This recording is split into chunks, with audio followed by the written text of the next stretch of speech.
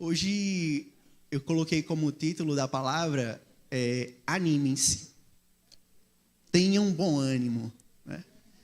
Porque ter bom ânimo e sustentar o bom ânimo é uma coisa complicada, vocês concordam comigo? Para o adolescente ali que está na escola ali estudando para a prova, e aí ele vem de um 0. A prova anterior que ele estudou para fazer, ele tirou 0. Se animar para fazer outra prova, pesado, não é pesado não? Alguém aqui já tirou 0? Levanta a mão aí. Meu Deus, eu não sou o único, glória a Deus! Tá vendo? Tem mais irmãos que tiraram 0 aqui, ó, igual a mim. Eu não sou o patinho feio da família, tá vendo? Eu não sou o único. Olha aí. Meu Deus, mas não é difícil manter o ânimo para poder estudar mais uma vez, para poder superar aquele momento difícil que estamos enfrentando? Porque momentos difíceis nos acompanham, né? Alguém já passou por um momento difícil aqui na vida? Só quem passou por um momento difícil, levante a mão. Meu Deus, se fosse fazer aqui a estatística aqui, quase que 100%, viu? Meu Deus, mas é mais ou menos isso, né? E se animar, manter o ânimo, logo após, ou no momento que você está enfrentando um momento de dificuldade, ou logo em seguida, você superou ele, você está tentando respirar, sabe? Tentando puxar o fôlego ali. É muito difícil manter o ânimo, manter-se animado, ter bom ânimo ali, porque a situação ali converge para que você esteja abatido. Mas é necessário, mesmo assim, manter um bom ânimo. E nós temos motivos para manter o bom ânimo. Nós temos motivo para manter o ânimo. Hoje a gente vai ler uma historinha lá no livro de Isaías. E o livro de Isaías é interessante porque ele foi escrito... quando ele foi escrito, a nação passava por um período de grande dificuldade. Se a gente for lembrar, se recordar, lá no capítulo 6 de Isaías, né, logo no verso 1, ele vai dizer que no dia em que o rei Uzias morreu, e ele começa a relatar coisas que aconteceu com ele. Só que o que é que eu quero que vocês peguem aqui? Imagina só, hoje, lá o presidente anuncia um ministro da Fazenda novo, porque brigou lá com o ministro da Fazenda atual, e aí anuncia um novo. O mercado já dá uma oscilada, as coisas já começam a subir de preço, já começa a ficar todo maluco. Imagine só, para os investidores, saber que o principal líder daquela nação morreu. Então, naturalmente, as pessoas que iriam investir ali, ou que estão investindo ali, eles tendem a se sentir inseguros. E aí tendem a procurar outros meios. Porque, imagina só, o principal, né, agente aqui, protetor, faleceu. Um campo minado de insegurança. Então, é melhor capar o gato, melhor partir para outro lugar do que permanecer aqui. Então, naqueles dias, muita insegurança partia ao reino de Judá. Até mesmo porque existia uma ameaça iminente, né, do reino persa ali, de invadir Judá, né? Então, tinha todo um contexto que trazia insegurança. E não é diferente nos nossos dias, né? A gente olha para nós hoje e a gente vê muita semelhança, né, com o reino de Judá naquele período. Inseguranças financeiras, insegurança no quesito, né, de segurança nacional. Até hoje ou foi ontem, a nação brasileira publicou, né, que ia investir 5 bilhões de reais em equipamentos de proteção antiaérea. E aí todo mundo ficou, mas isso aí seria melhor investido na educação, isso aí seria melhor investido na saúde, né? E aquela guerra, né, de narrativas. Enfim, mas o que eu quero trazer com isso? Para a gente perceber que a gente não está muito distante do que está acontecendo lá no reino de Judá nesse período, né? uma grande confusão de guerra, de narrativa. O reino vai prosperar, não vai prosperar. As nações vizinhas vão nos tomar, não vão nos tomar. Mas há algo que é necessário. Manter-se com bom ânimo, manter-se, né, animado, animar-se, porque a nossa felicidade não parte do pressuposto de que as coisas estão ocorrendo bem. A nossa felicidade, o sorriso em nosso rosto, não está atrelado às coisas caminharem da forma com a qual a gente planejou, com a qual a gente imaginou. Mas, né, a gente ter a certeza de que o Senhor está ao nosso lado, de que o Senhor está conosco, de que Ele não nos abandonou, né? Como a Júlia ministrou aqui, eu já estava com medo dela pregar o que eu ia pregar. Eu disse, meu Deus do céu. Mas isso acontece porque o Espírito é o mesmo. Aleluia, glória a Deus. E eu queria que vocês abrissem a Bíblia de vocês aí em Isaías, né? No capítulo 41, e vamos ler o versículo 10. Agora, só que tem um detalhe. Eu queria que você lesse esse versículo para a pessoa que está do seu lado. Olhando para ela. Você vai, nem que seja pausadamente, você vai olhar e vai ler para ela, vírgula por vírgula. Amém? Amém? Já olhou para a pessoa que está do seu lado? Pega o texto e olha para o texto. Você vai ler vírgula por vírgula até chegar no pontinho aí para ela. Perdão. Amém? Diga assim para ela, olha. Não temas, porque eu estou com você.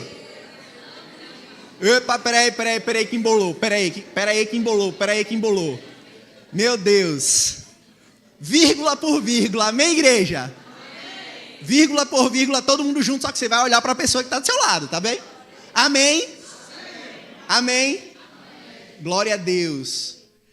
Não temas, porque eu estou com você. Não fique com medo, porque eu sou teu Deus. Eu lhe dou força. Sim, eu o ajudo. Sim, eu o seguro com a mão direita da minha. Glória a Deus. Você pode aplaudir o nome do Senhor? Glória a Deus.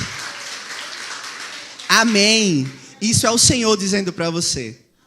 Sabe, é muito comum a gente deixar, às vezes, que as coisas, né, do nosso dia a dia, ele nos afogue, né? E, às vezes, até os problemas, os ruídos nos atrapalham de concluir a missão como a gente deveria concluir, né? Mas o importante é que nós devemos ter uma certeza dentro de nós, né? O que o Senhor falou para mim, o que o Senhor falou para você. Existem coisas, né, que a própria Bíblia diz que ouvidos não ouviram, nem olhos viram, aquilo que o Senhor preparou para você. Então, tem coisas que o Senhor falou especificamente para você. É seu, certo? Não é da pessoa que está ao seu lado. Mas também Deus falou coisas à pessoa que está do seu lado. Porque Ele tem coisas ímpares, em particular com cada um de nós. Isso é o que faz Ele onipotente, né? Podendo todas as coisas. Então, o texto fala, não temas, né? Porque eu estou com você. Em alguns momentos de desânimo, né? Às vezes quando a gente está saindo de uma nova, né, empreitada ali, a gente acabou, né, de respirar, às vezes, né, vem outra. E aí a gente pensa assim, pô, mal acabei de matar um leão, já apareceu outro, tô morto, né? Vou morrer, agora já deu. Mas se você parar, né, na praia e observar as ondas, né, que vêm aí em sua direção, você não vê uma se levantando e depois de 3 dias outra se levantar. As ondas vêm, né, uma, a todo momento, de forma constante. Mas o navegador, o pesqueiro ali, mesmo em meio àquelas ondinhas ali se levantando, ele persevera até sair dela e chegar em mar brando para poder pescar. Então não se trata, né, da falta de ondas, mas se trata da minha perseverança em encontrar ânimo para eu sair dali. Não é sobre ter uma dificuldade hoje e outra só próximo ano. Ainda que várias se levante, eu preciso permanecer firme, porque o Senhor me disse, não temas, porque eu sou com você. É sobre ter consciência de que essa palavra Deus falou comigo. É ter a convicção de que não foi com o meu vizinho. Porque às vezes a gente fala assim, poxa, essa palavra desse culto hoje foi poderosa. Se, o irmão tal tivesse aqui hoje, meu irmão seria poderoso para a vida dele. Não, foi para você que o Senhor preparou essa palavra. Foi para você que o Senhor preparou essa palavra. É por isso que Ele te permitiu estar aqui. Porque também está escrito que uma folha não cairá sem que haja a permissão do Senhor. Então, o Senhor te permitiu estar aqui hoje, era para você ouvir essa palavra. Era para você saber disso, tomar conhecimento disso e manter o ânimo, sabendo que Ele te diz, não tema porque eu sou com você. Amém, igreja? Amém. Mas é um tanto complicado, se manter animado em certas circunstâncias. Sai até aquela pergunta, aquela interrogaçãozinha, Porque justo na minha vez as coisas tinham que estar tão complicadas. Às vezes eu fico olhando assim, às vezes eu vou fazer uma reforminha lá em casa, Vou fazer alguma coisa, aí quando eu olho, o preço do cimento é hoje e amanhã ele já mudou. Eu fico imaginando, por que justo na minha vez as coisas tinham que estar tão difíceis? Parece brincadeira. E eu acho que é exatamente isso que se passava na cabeça do povo de Judá nesse período. Poxa, o Senhor liberou tantas promessas, para a vida de Israel, para a vida do povo dele. O Senhor liberou tantas bênçãos. E porque justo na minha vez, tinha que estar tão difícil. Mas o incrível das dificuldades é saber que as dificuldades nos afinam para estar mais próximos do Senhor. As dificuldades, as coisas que às vezes nos roubam o sorriso, Poxa, estava tão bem, mas isso aconteceu. Ele acaba nos afinando para estar mais próximo do Senhor, para entender melhor o propósito pelo qual o Senhor me colocou aqui. Às vezes, aquela dificuldade, ela na verdade está me preparando para algo que o Senhor vai colocar em minhas mãos. Não, vamos lembrar aqui de Moisés, Moisés, ele sai fugido do Egito, E ele vai para uma outra terra, chega lá, se casa, e aí ele começa a cuidar das ovelhas do seu sogro, Jetro.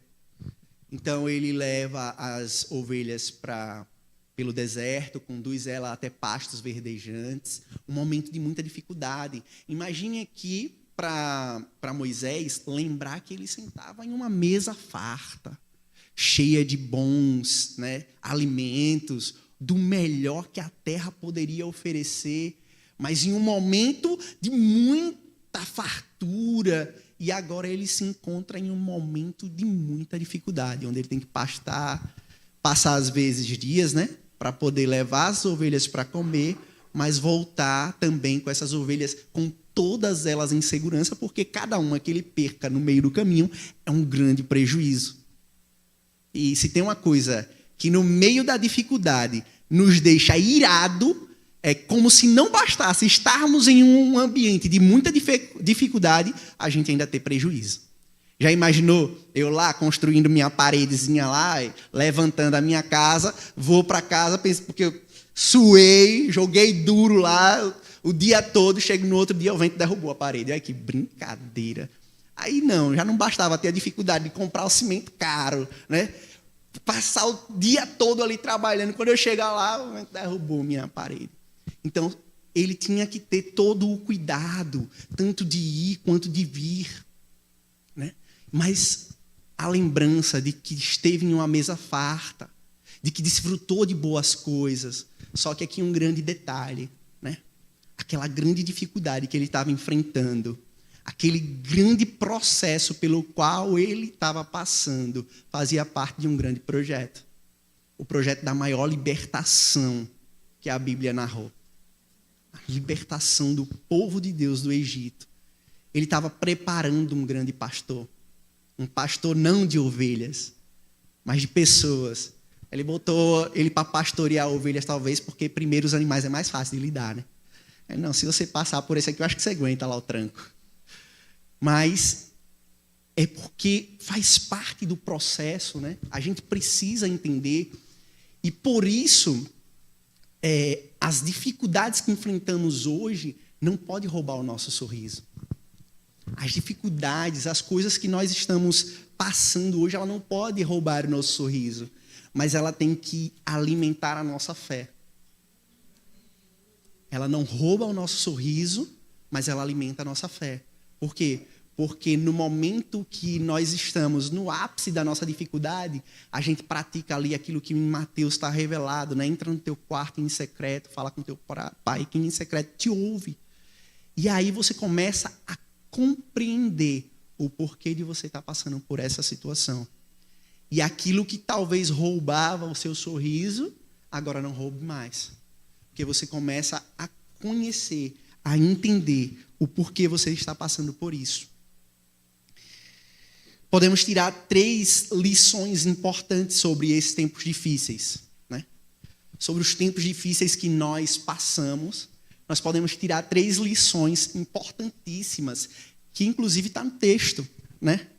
O primeiro é, Deus nos fortalece. Olha lá, olha. Ele diz, olha, não temas porque eu estou com você. Não fique com medo porque eu sou teu Deus. Eu lhe dou força, não é isso? Sim, eu ajudo. Sim, eu seguro com a mão direita da minha justiça. Então, primeiro, o Senhor me fortalece. Amém? Amém. E vamos ver isso lá em 2 Coríntios 12, versículo 9. 2 Coríntios 12, versículo 9. Aqui é Paulo, né, falando. E ele diz assim, ele falando com o Senhor, né? Vamos voltar aí, acho que no versículo 7, né? Para a gente entender melhor o contexto. E para que eu não ficasse orgulhoso com a grandeza das revelações, foi-me posto um espinho na carne, mensageiro de Satanás, para me esborrefar, a fim de que eu não me exalte. 3 vezes pedi ao Senhor que afastasse de mim, né? Então ele disse, a minha graça é que basta para você, porque o poder se aperfeiçoa de boa vontade, pois mais me gloriei nas fraquezas, para que sobre mim repousasse o poder de glória a Deus. Primeiro, Deus nos dá força para enfrentar as dificuldades com a qual a gente vai enfrentar. Deus não vai te entregar um fardo no qual você não pode carregar. Ele só vai te dar aquilo que você realmente suporta. E Paulo é prova disso, né? Ele diz que o poder do Senhor se aperfeiçoa na fraqueza de Paulo. E eu vou colocar aqui fraqueza de uma forma diferente, botar limitação.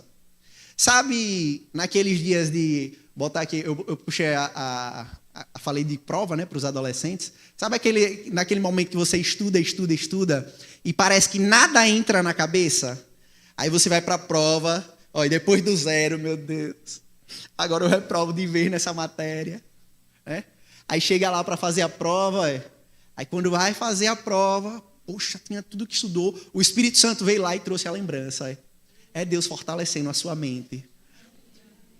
Deus fortalecendo a sua mente, te dando capacidade, força. A força que vem de Deus. O poder de Cristo repousando em você. Eu lembro quando eu fui fazer a reforma na minha casa, falando da reforma lá também, eu lembro que pobre é uma coisa interessante, né? Ou ele tem o dinheiro para o material, ou ele tem o dinheiro para a mão de obra. Os dois ele não tem, não. E era o meu caso, né? Eu tinha um dinheirozinho lá, né? E eu disse, rapaz, se eu botar o material e a mão de obra aqui, não vai, não. Não bate de jeito nenhum aqui. Então, eu comprei o material e resolvi fazer. Só que qual era o detalhe? Nessa época, eu não sabia fazer. Eu comprei o material sem saber fazer. Comprei o material, fui lá e comprei. Tá, beleza, chegou lá e aí eu comecei a fazer. E aí eu entendi esse texto pela primeira vez na minha vida. O poder de Deus se aperfeiçoa nas minhas limitações. Naquilo que eu sou limitado, Deus irá me capacitar a fazer. Eu me propus, eu tive fé, eu fui lá, comprei o material, cheguei em casa, pedindo a Deus que não tivesse um prejuízo gigantesco. Mas o Senhor, Ele se aperfeiçoou em mim. Porque todo conhecimento, igreja, que foi descoberto pelo homem, ele veio de Deus. Tudo que você imagina sobre a física, sobre matéria, antimatéria, né? Da psicologia, que a gente tanto necessita todos os dias. Enfim, todas as coisas, todo esse conhecimento parte do Senhor. O Senhor foi que instruiu a Noé como construir a arca. Ele deu todas as dimensões. A matemática existe muito antes do homem descobrir ela. Porque todas as medidas o Senhor orientou a Noé a fazer, como fazer cada detalhe, como precisaria para que ela flutuasse na água em um período que ninguém fazia isso. Igreja, todo o conhecimento vem do Senhor. É dele. E é nisso que eu digo que quando nós, entendemos isso, o poder do Senhor se aperfeiçoa na onde nós somos limitados. E esse conhecimento, esse poder de Deus, o conhecimento de Deus, ele repousa em nós, nos capacitando para a boa obra. Não é diferente na nossa vida material, não é diferente na nossa vida espiritual. Basta nós entendermos isso. Amém, igreja? Amém. Segundo aí, Deus nos ajuda, porque às vezes Deus coloca lá, nos fortalece, e nós ganhamos força, intelecto, mas às vezes isso só, por si só não é necessário. É necessário uma intervenção divina mesmo em algumas situações. Amém? E vamos lá para Salmos, Salmos 91. Vamos ler do versículo 3 até o versículo 7. Ele nos ajuda.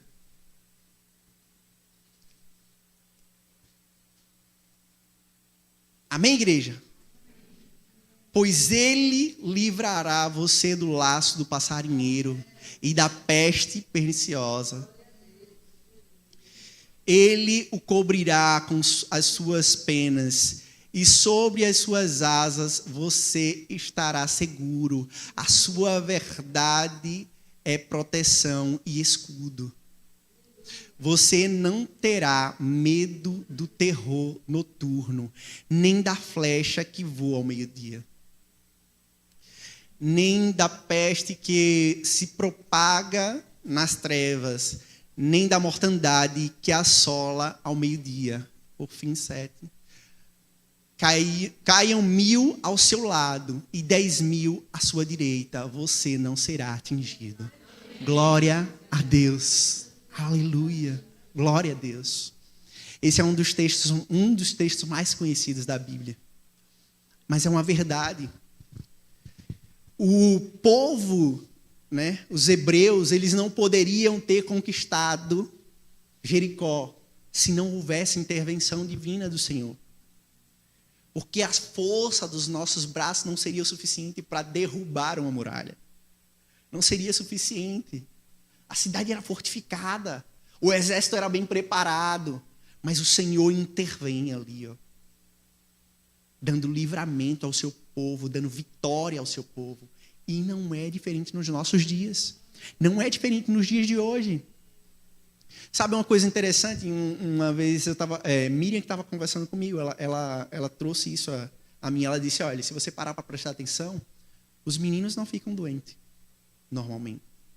Ele pode até pegar uma gripezinha aqui, mas Você não vê a gente indo para o hospital toda hora com ele. Você não vê ele indo para... Cuidado de Deus nas nossas vidas.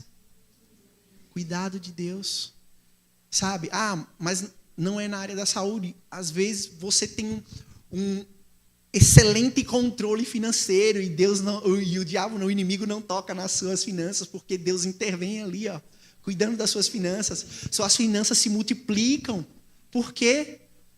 Porque Deus cuida das suas finanças. Em um tempo onde todas as coisas aumentam praticamente que diariamente, Deus cuida para que na sua mesa, no seu armário não falte alimento. Intervenção divina. Mas às vezes a gente encobre os olhos para essas pequenas coisas. Mas nós precisamos glorificar ao Senhor nessas coisas. Sabe, existem bênçãos universais. Por exemplo, a chuva é universal, é uma bênção universal. Deus derrama sobre o rico, sobre o pobre, sobre o justo, sobre o injusto. O sol também é uma bênção universal. Nasce sobre o justo, o injusto, o pobre, o rico. Mas existe um cuidado especial de Deus para com aqueles que é seu. E você que é do Senhor, o Senhor tem cuidado de você. O Senhor tem cuidado da sua casa, sabe? O Senhor tem cuidado daquilo que você, né, julga ser importante. Às vezes Deus olha assim, isso aí não era importante não. Vou cuidar para você ficar com a cabeça tranquila. Vou cuidar para você ficar relaxado. E aí não ficar muito estressado. Mas isso não era importante. Mas eu vou cuidar. Deus se propõe a cuidar, não só dar o que vestir, né? Não só dar o que comer, mas Ele se propõe ainda em nos dar algo a mais. Então, essas coisas têm que vir à nossa memória para que o sorriso não seja tirado dos nossos rostos. Porque, igreja, respirar sem a necessidade de aparelhos é uma dádiva de Deus. É maravilhoso, é poderoso, mas a gente despreza o simples ar que respiramos assim quando acordamos. Às vezes passamos e nem agradecemos ao Senhor por Ele. Então, as coisas desse mundo, desse momento, não podem estar roubando os nossos sorrisos. Precisamos estar alegres no Senhor, precisamos regozijar no Senhor, em tudo aquilo que Ele tem feito em nossas vidas. E por fim, Ele nos sustenta. Êxodo, capítulo 16.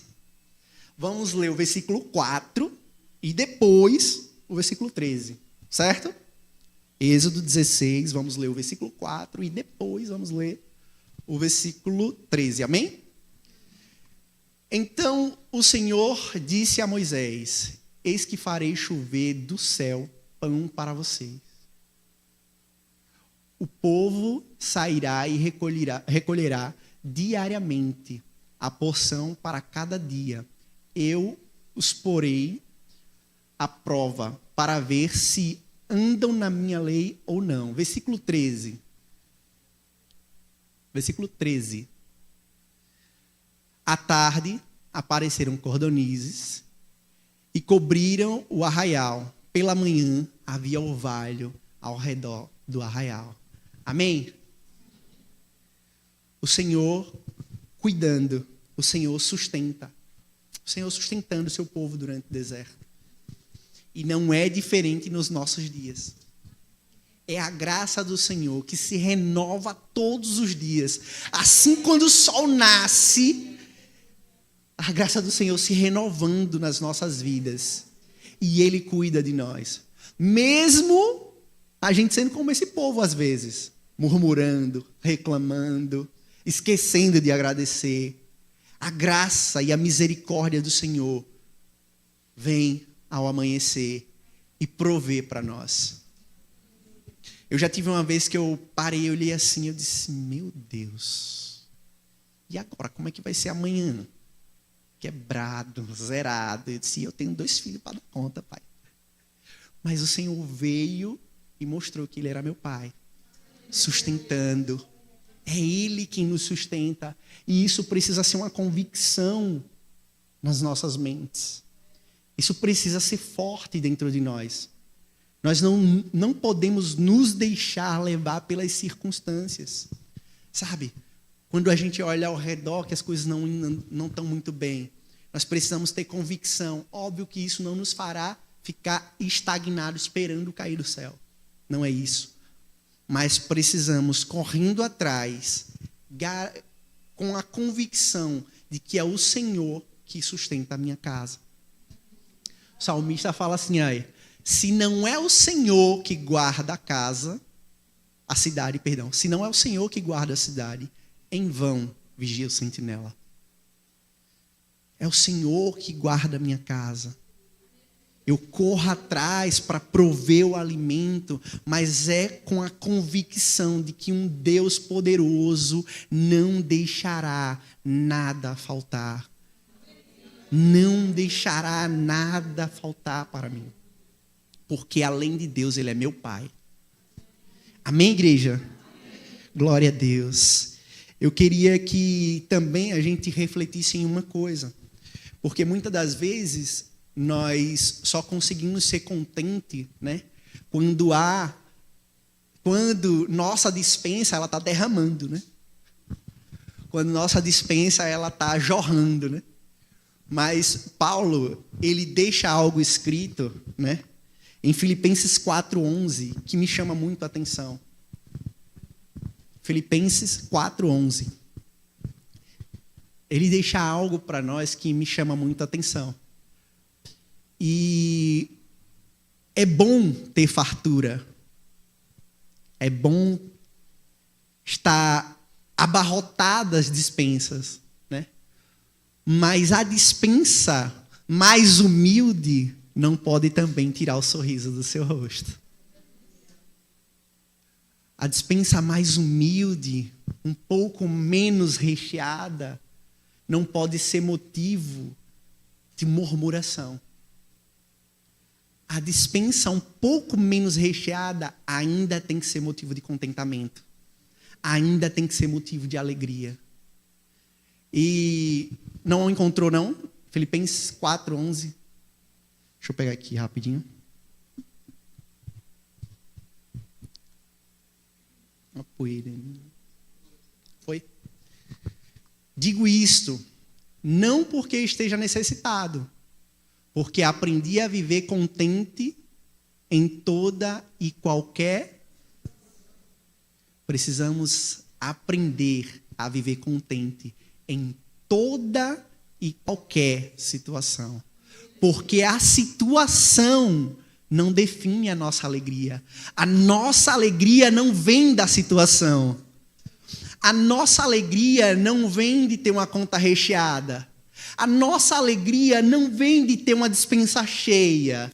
A nossa alegria não vem de ter um carro do ano. A nossa alegria não vem das coisas que esse mundo pode oferecer. A nossa alegria vem do Senhor. Nos exortamos no Senhor. Nos alegramos no Senhor. Em estar com Ele, em ter intimidade com Ele, em pertencer a Ele. É aí onde está a nossa alegria. A nossa alegria não depende de circunstâncias, de situações favoráveis à alegria humana. Porque nós não nos mensuramos, a nossa régua não é como a régua do mundo. Nossa felicidade tem que ser a partir de que o pastor está conosco e ele não nos faltará. O pastor nos conduz para pastos verdejantes e águas tranquilas. E é por isso que nossa alma se regozija nele. Louvado seja o nome do Senhor. O Senhor nos fortalece, nos ajuda e nos sustenta. Ele nos proporciona tudo isso. Mas também Ele nos responsabiliza. Senhor, Ele, é verdade, Ele nos traz força. Em Isaías 40, no capítulo anterior, Ele diz que Ele dá força ao cansado. Né?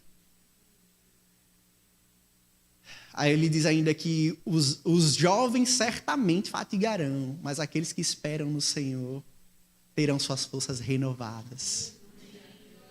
Glória a Deus. Mas eu queria que a gente fosse lá para o versículo 5 do capítulo 41 de Isaías. O Senhor, Ele nos fortalece, Ele nos ajuda, Ele nos sustenta, como nós vimos, mas Ele também nos responsabiliza. Olha só, o segredo de manter-se animado, ter um bom ânimo. Os países do mar viram isto e tremeram. Os confins da terra tremeram. Eles se aproximaram e viram. Um ajuda o outro e diz a seu próximo, seja... Glória a Deus. Diga para a pessoa que está do seu lado, seja forte. Fala para a pessoa que está do outro lado, diga, seja forte. Diga a pessoa que está atrás de você agora, seja forte. Diga a pessoa que está na sua frente, diga assim, seja forte. Seja forte. Sabe?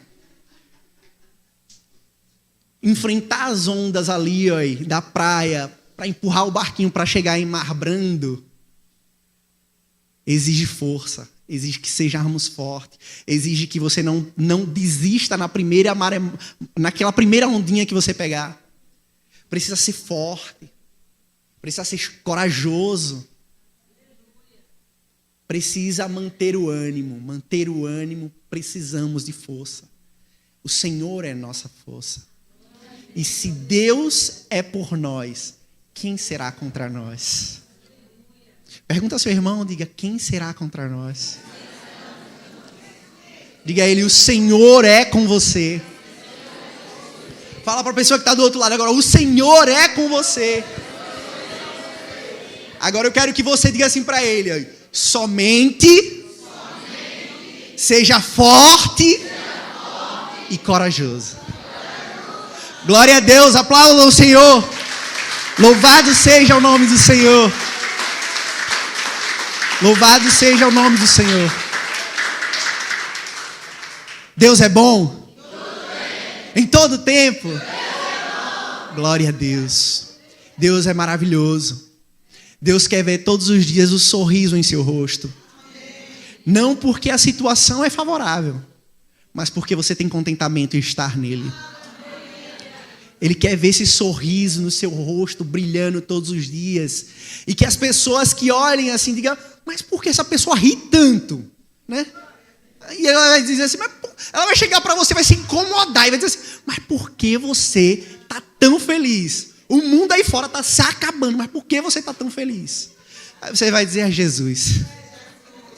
É só Ele que pode proporcionar alegria. É só Ele que pode proporcionar ânimo. É só Ele que pode proporcionar força. É só Ele que dá força ao cansado. Aleluias. Louvado seja o nome do nosso Senhor Jesus Cristo. Porque Ele é bom. Amém? Você crê nessa palavra? Amém. Você crê nessa palavra? Amém. Então se põe de pé. Amém? Glória a Deus. Aleluia.